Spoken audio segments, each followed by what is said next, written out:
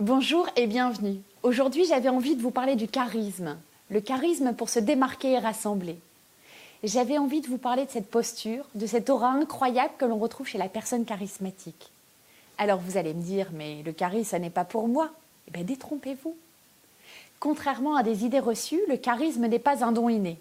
Il s'apprend, il se développe et il s'entretient surtout. Le charisme, c'est une notion qu'il est difficile de définir avec des mots, mais que l'on reconnaît à coup sûr quand on le voit.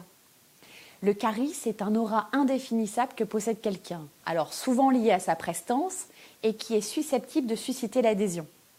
Plus simplement, c'est une personne que l'on a envie de suivre ou d'avoir en notre compagnie.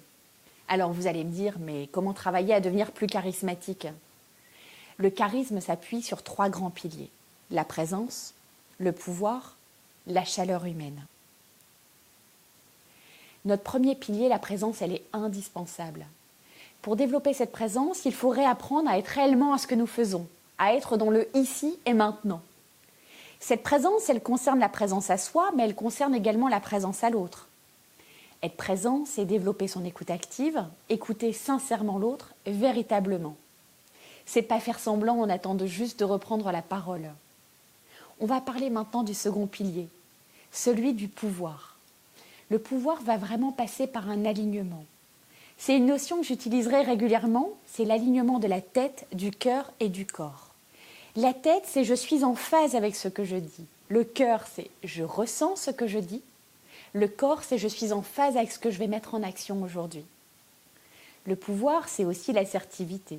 Alors familièrement, l'assertivité, c'est être ni paillasson ni hérisson.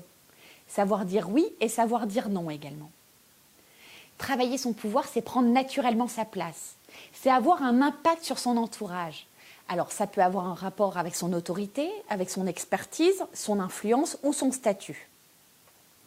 Le pouvoir implique d'être sûr de ses convictions et d'être en phase avec ce que vous avancez.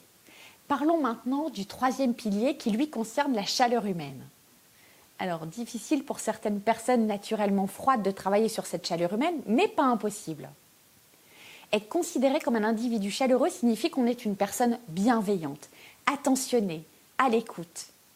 Cette chaleur humaine, elle va vraiment se traduire dans nos gestes, dans nos petites attentions, notre regard, nos sourires. Les personnes qui sont dotées de cette chaleur humaine vont attirer la confiance et la sympathie. Par contre, développer son charisme, c'est vraiment une gymnastique de tous les jours. C'est un petit pas de plus vers l'autre chaque jour, parce que le charisme, s'il se travaille personnellement, il est surtout orienté vers l'autre. Faire en sorte que l'autre se sente important en votre présence. Présence, pouvoir, chaleur humaine. Vous repartez aujourd'hui en conscience autour de ces 3 items pour vous faire remarquer, pour vous démarquer. À très bientôt.